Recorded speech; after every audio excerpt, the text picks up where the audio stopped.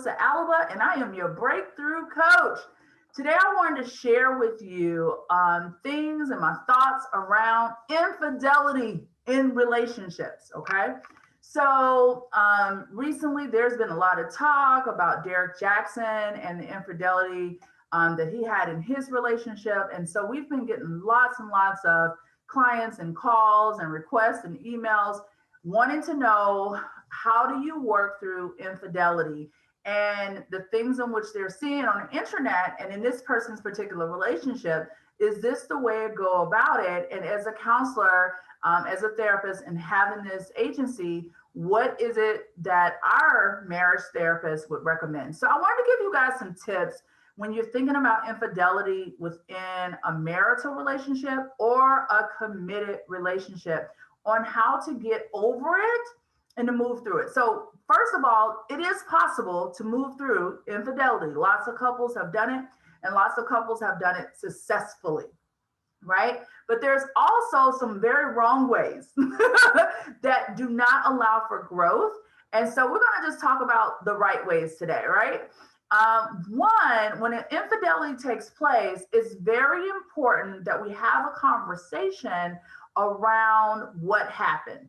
So trust was violated. If that was a part of the agreement that you guys had, where it was just going to be the two of you all, and you were going to be in a monogamous relationship, and there weren't going to be any outside partners, then trust was broken. So in order to get to a place to where you can have this unit again, trust must be reestablished. Trust must be reestablished. How long does it take trust to be reestablished? That's a question that people want to know. It depends on the couple. It depends on how many times this offense has happened or occurred. A lot of times we see people where affairs have happened over the years, and it kind of was like, I'll work on it, said the one partner, whether that is the wife or the husband, and no real work was done. So let's look at what real work needs to happen. One, we need to apologize for the offense. Okay, so that one is easy, right? I'm sorry that happened, this, and this. But two, we need to dig. We need to figure out, why did that offense occur? What was happening that caused that partner to go outside of the relationship and to have this an affair? We now need to establish new boundaries within our relationship. Each party needs to establish what they will and will not accept going forward. That is very important, right? And then we need to get some counseling and some help around creating new boundaries for ourselves, working on the parts and pieces of us that seek outside relationships for whatever reason. And then we also need to work on our own issues. A lot of times when we're seeing people who have this issue where we have this affair that is taking place, and a lot of times, like I said, multiple affairs, there are deep-rooted issues that need to be dealt with. That person may have another mental health disorder or underlying disorder. That person may have some habits or issues that lead them to that particular thing or down that path, whether that is alcohol, whether that is drug addiction. It could be an addiction to people. It could be codependency. Some people, if they don't get their partner to engage with them immediately, they go look for outside things. So it could be low self-esteem. We meet people and a partner has low self-esteem, therefore they need someone to pump them up. And when they don't get that within their marriage relationships, that immediate gratification, they go seek another person. It could be that person uses the affairs as a way to get back at their married person or at their partner. So they use it in a way to control. They use it in a way to keep the other person down or to say, I want up you. It could be a lot of different reasons. We want to be able to find that out. That happens through counseling. So today I was talking earlier to my pastor, to someone that I mentor with, and the question comes up in regards to, this case with Derek Jackson and so many others. I don't want to just single him and his family out, so many others. And the person will say, well, I talked to my pastor. You know, we talked to my pastor. They may have had one counseling session with their pastor, and now they say we are new, or the person that's an offended is new. Notice this. When a person who's offended, the one who's gone out, quickly says that the problem is over, they will not do it again. Oftentimes they will repeat it again and again and again until the real underlying issue gets addressed.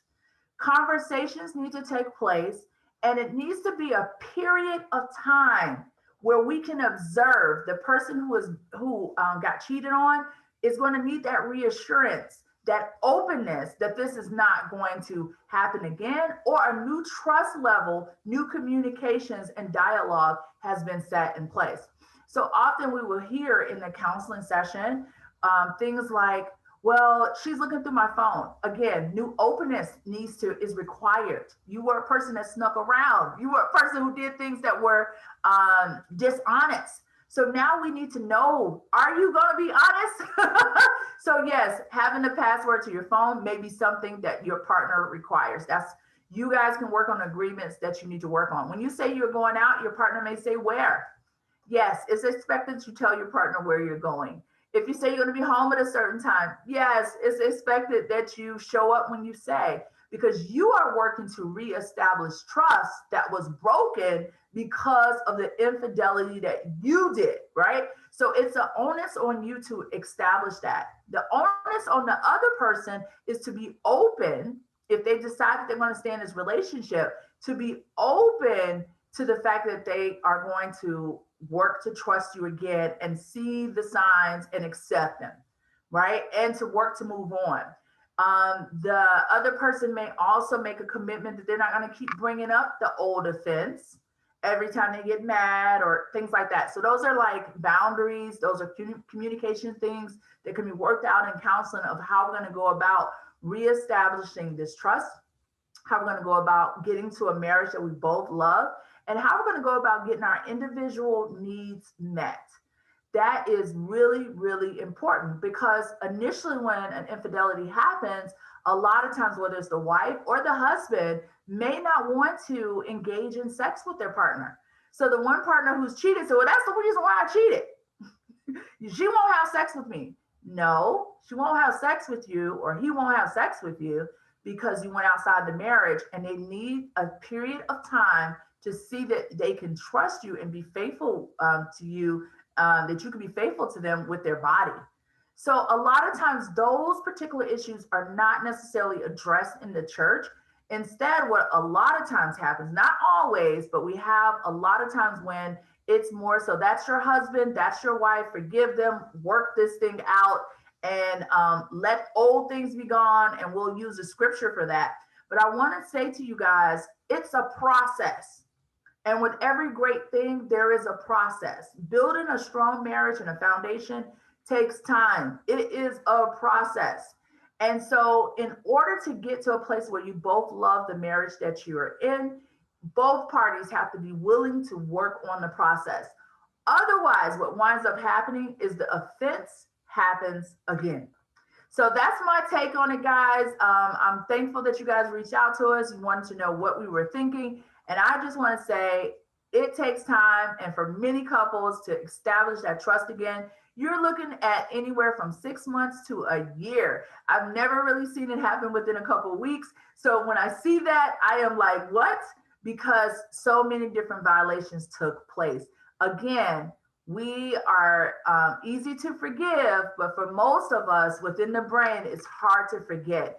And for that person that's been violated, we want to validate their experience. We want to validate their experience. We want to validate their expectation of their partner.